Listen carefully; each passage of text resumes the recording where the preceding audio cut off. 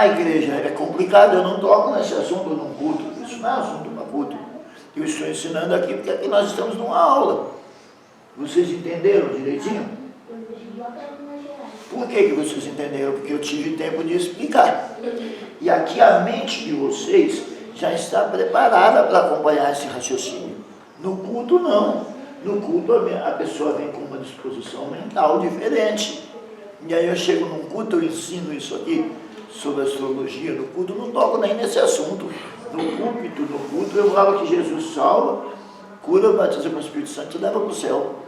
Mas tem crente que não sai de casa sem ouvir o horóscopo dele, para ver se o dia vai ser bom.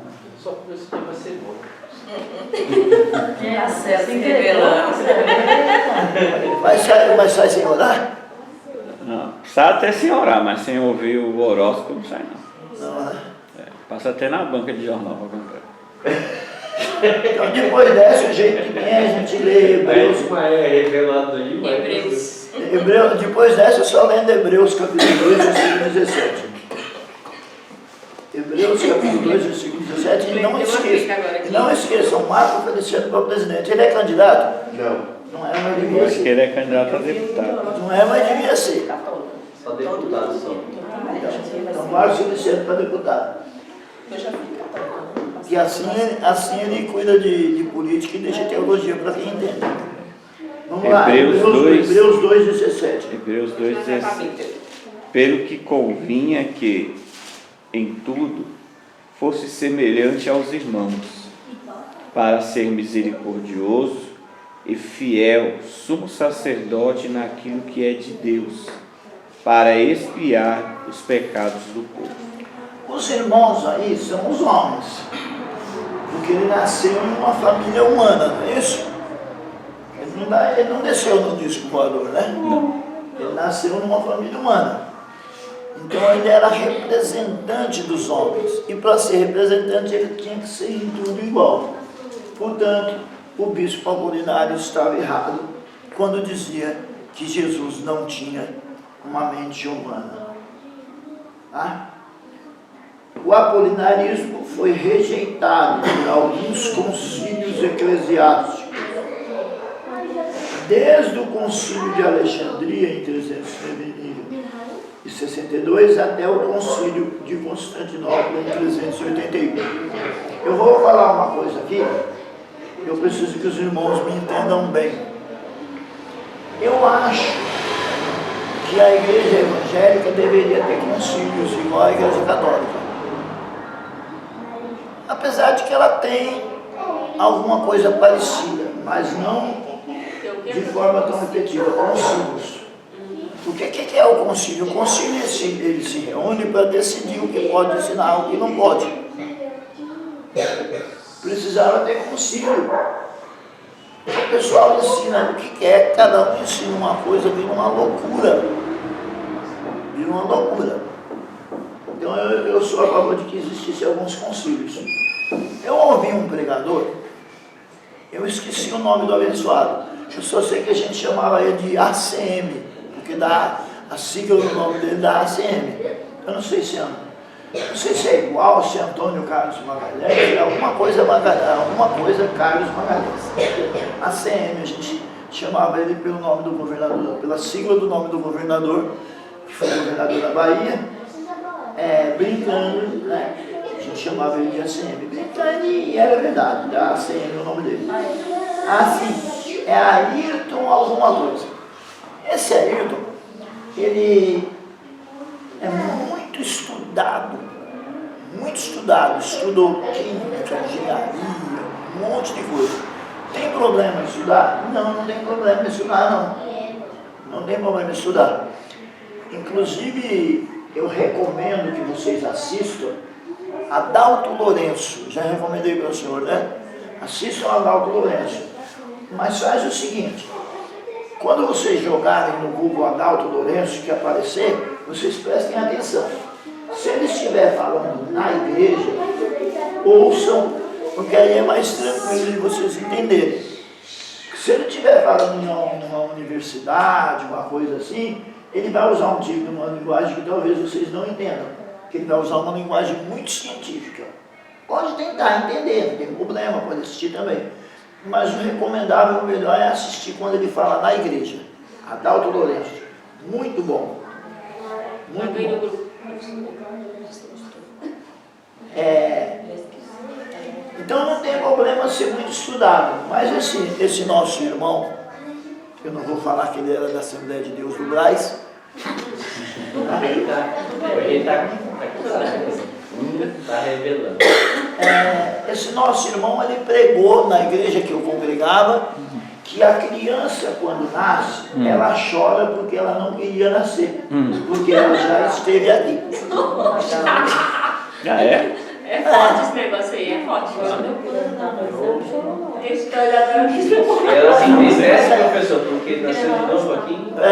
Já tive nessa bagaceira, eu estou aqui outra vez. Reencarnou, né? Naquele tempo eu aguentei, porque eu era novinho. Agora, se pegar isso, eu não sei se eu aguento. Não, eu não capaz de dar o próximo. Se a gente já faz uns 30 anos, ela estava novinha, eu aguentava. Agora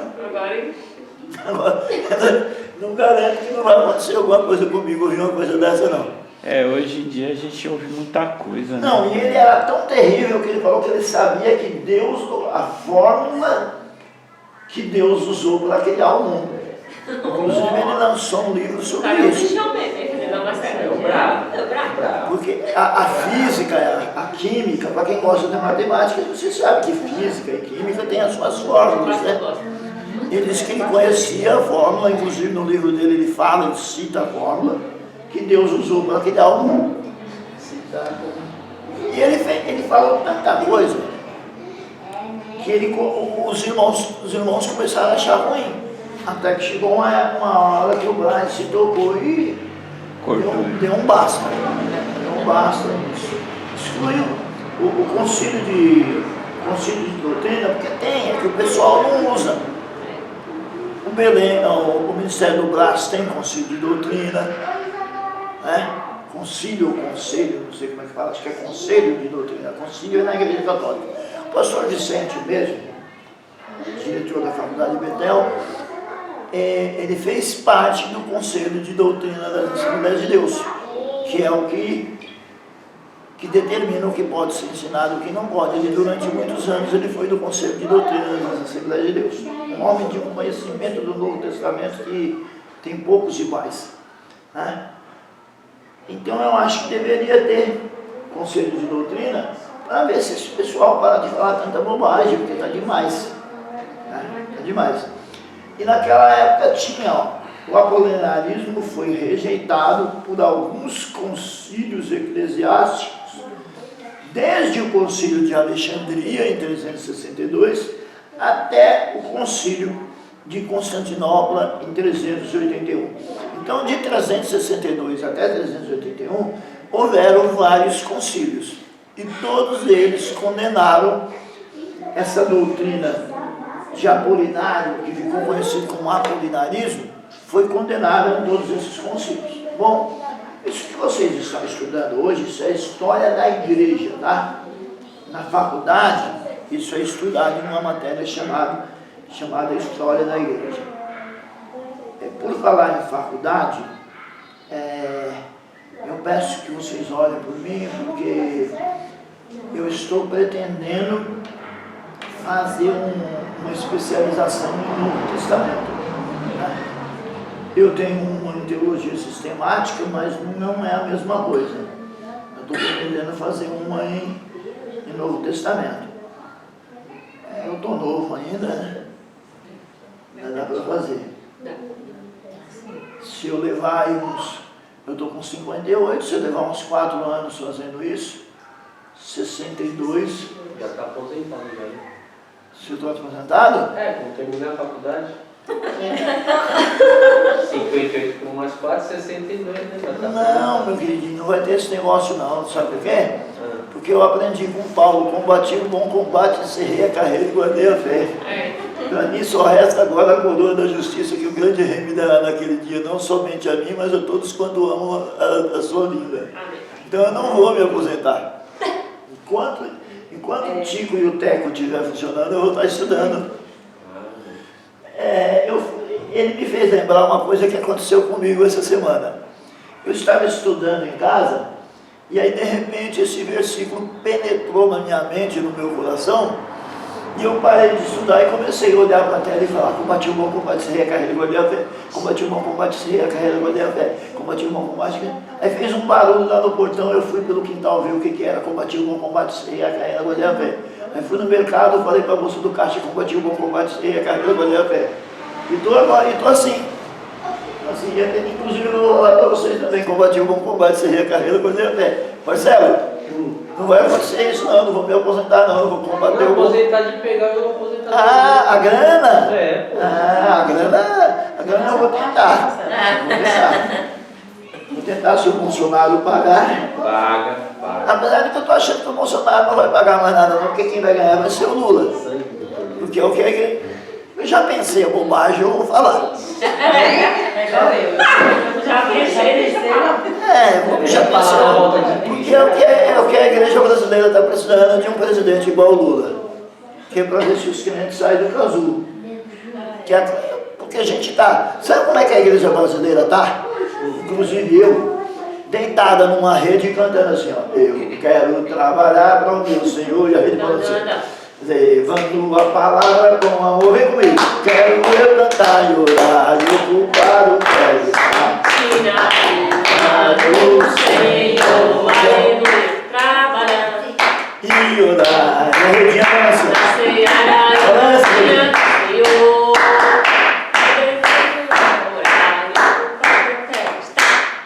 É desse jeito que a igreja brasileira está, com raríssimas exceções, tá? As igrejas estão tudo vazio mesmo. Com raríssimas exceções. Sabe por quê? Sabe por que eu digo que tem raríssimas exceções? Porque a gente não pode sofrer de síndrome de Elias. Sabe como é que é a síndrome de Elias? A síndrome de Elias é o seguinte: a aula hoje foi para o Beleléu. A síndrome de Elias é o seguinte: Elias trabalhou, daqui a pouco ele ficou tristinho e falou para Deus assim: Senhor, eu não quero viver mais, porque Jezabel quer me matar, não tem mais profeta, só eu fiquei por profeta do Senhor, e Jezabel quer me matar. E aí Deus falou para ele: não, Elias, calma aí, não é bem assim que funciona não.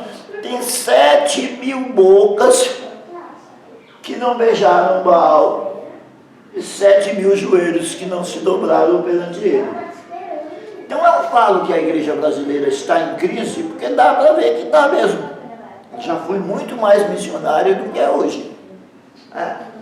Mas mesmo com a crise que está, se a gente procurar, a gente ainda vai achar escondido em alguns lugares 7.000 bocas que não beijaram o Baal e 7.000 joelhos que não se dobraram perante ele. Acha?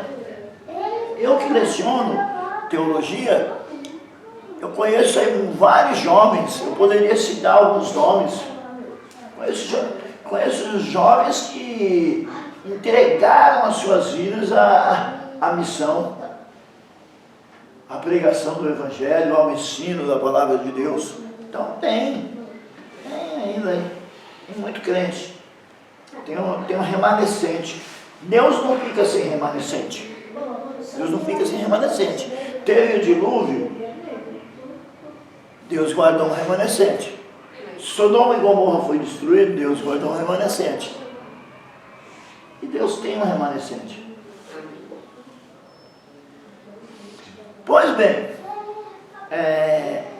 meu tempo está acabando, não é isso? Meu horário é 10h30, né? Acabou já, praticamente. Acabou, praticamente já acabou. Mas então vocês entenderam o perigo dessa falsa doutrina? De eu dizer que Jesus não tinha mente humana? Se Jesus não tinha mente humana, o sofrimento dele foi todo um teatro. Para ser bem popular, tem gente que fala assim: Jesus sofreu tudo e aguentou porque ele era Deus. Eu não aguento não, eu não sou Deus. Ele era Deus, mas ele suportou como homem para nos representar. E ele disse assim: eu venci o mundo. Ele não completou a frase, tá? O pessoal completa, e vós também vencereis. Jesus não completou, não. Jesus deixou implícito para a gente ver se a gente vence ou não. Não é verdade? Jesus deixou lá, ele falou, olha, tem de bom ânimo, eu venci o mundo. E aí agora vocês pensam se vocês vão vencer ou não. Mas Jesus não completou, mas o meu xará completou, o velhinho completou. O velhinho, quando se dirigiu à mocidade, o apóstolo João, ele disse, eu vos escrevi, jovens, porque sois fortes e já vencestes o maligno. Ele não falou que ia vencer, ele disse, já venceste. Então tem uma qualidade de homens e de mulheres que já venceram o maligno. Já venceram. É só uma questão de tempo para a vitória ser concretizada. Para a vitória ser concretizada de um certo grupo de homens e mulheres de todas as idades, de todas as línguas, raças, nações, só falta uma coisa. Só falta a trombeta soar. E por falar em trombeta tem duas, mas eu não vou falar sobre isso não. Sobre as duas trombetas não, que não vai dar tempo. Tá? Mas a trombeta, não aquela última trombeta. Que tem gente que acha que a trombeta que vai soar no arrebatamento é aquela última trombeta de Apocalipse. Se for a última trombeta, a igreja vai ficar até o meio da grande tribulação. Porque aquela última trombeta lá, ela soa no meio da grande tribulação. Mas só que não existe uma série só de trombeta. Será que o exército de Deus só conhece uma série de trombeta? Se no exército humano tem vários tipos de trombeta, várias séries de trombeta, por que a trombeta do arrebatamento tem que ser aquela trombeta que soa no meio da grande tribulação? Mas isso é escatologia, isso aí a gente vê uma outra hora. Mas, para que a nossa vitória seja completa, Jesus venceu o mundo. O apóstolo João diz que há uma qualidade de pessoas. Ele se dirigiu aos jovens, porque ele estava se dirigindo a vários grupos da igreja. Mas não são só os jovens que venceram o maligno, não. Tem mais outras classes de pessoas, outras faixas etárias que também já venceram o maligno. Mas já venceu e está aqui? Sim, nós já vencemos, estamos aqui sofrendo. Mas, para que a nossa vitória sobre o mundo, sobre o maligno, seja concretizada, só falta a trombeta soar, o céu se abrir, Jesus ir até as nuvens e o Espírito Santo nos conduzir de encontro com Ele. Porque o casamento vai ser no meio do caminho. O casamento vai ser no meio do caminho. Isaac não foi até a casa de Rebeca. Isaac encontrou com Rebeca no meio do caminho. Nós vamos encontrar nós somos a Rebeca, nós somos a noiva de Cristo. Cristo é o nosso Isaac. E brevemente nós vamos encontrar com Ele no meio do caminho. Nos ares, como diz Paulo escrevendo aos Tessalonicenses no capítulo 4, do 13 ao 17, ele diz mais ou menos assim: não quero, porém, irmãos, que sejais ignorantes acerca dos que já dormem, porque o mesmo Senhor descerá do céu. O mesmo que subiu, não é outro não, o mesmo que subiu vai descer. Ele não vai mandar um arcanjo, não vai mandar um querubim, não vai mandar um serafim, ele mesmo vem. O mesmo Senhor descerá do céu, com alarido, com voz de arcanjo, com trombeta de Deus. E os que morreram em Cristo ressuscitarão primeiro. E nós, os que ficarmos vivos, seremos transformados para encontrarmos com o Senhor nos ares. E está difícil, a gasolina está cara, o leite está R$7 o litro. 8. Já que é 8, então para dar uma rima, versículo 18 para vocês. Consolai-vos uns aos outros com estas palavras. Podemos encerrar com palmas para ele merece palmas.